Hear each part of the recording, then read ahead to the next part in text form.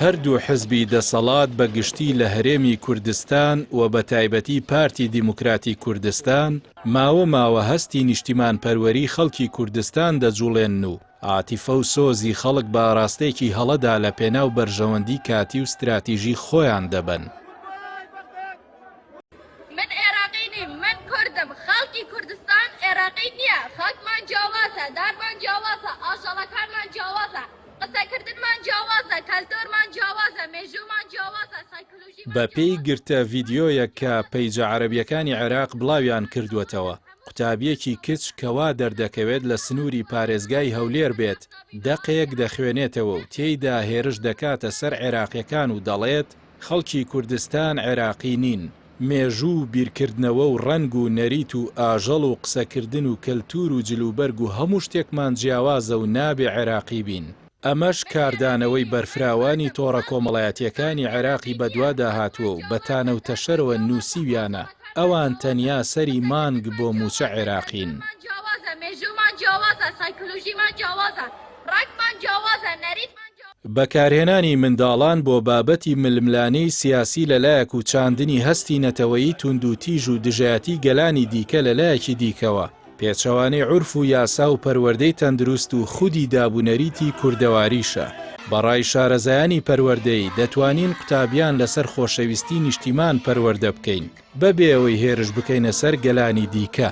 بەتایبەت کە ئێستا هەمووان بانگەشەی پێکەوە ژیانی ئاشتیانە دەکەن و جەخت لە یەکسانی و هاوڵاتی بوون دەکەنەوە و ئەو شەڕەی پێویستە ئەوان لە ڕێ حزبەکانیان و پۆستە باڵەکانی بەغدادیانەوە بیکەن، ئێستا دەیانەوێت بە قوتابیانی بێگەردی قوتابخانەکانی بکەن. ئاسانکاریکردن بۆ جوڵاندنی هەستی نەتەوەیی بە ئاراستەی دژایەتی عەرەب و بانگەشەی پارتی و یەکێتی بۆ کوردایەتی و نیشتیمان پەروەری لە کاتێکدایە.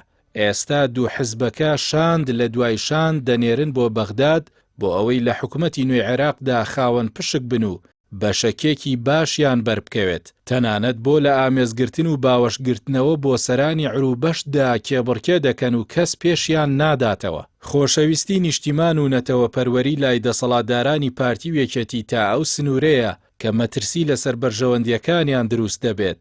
هەر کات گەیشتنە ئەو سنوورەش ئیدی تا بەکارهێنانی سەرباز و تۆپ و تانک و فڕۆکەی وڵاتانی هەرێمیش ئامادەن پاشەکشێ لە بنەما و بەها باڵەکان بکەن.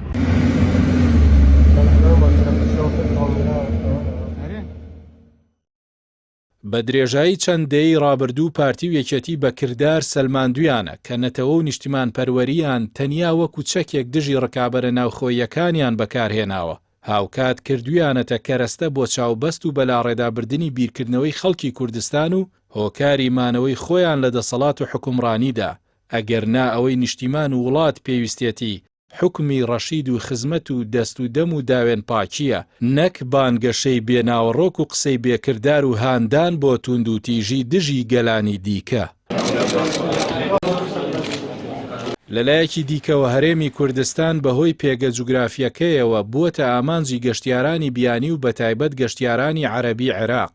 ئەمەش سەرچاوەیەکی گرنگی ئابووری بۆ کاسبکاران و بازاڕی ناوخۆیی دەستەبەر کردووە. هەر جۆرە هاندان و جوڵاندنێکی ڕەگەزپەرستی و دژایەتیکردنی عەرەبیش ئەگەری هەیە مەترسی بۆ ئەم بازاڕە دروست کات و مەترسی کۆمەڵایەتی و بربەستی گەورە لە بەردەم کەرتی گەشتیاری هەرێمدا دروست بکات.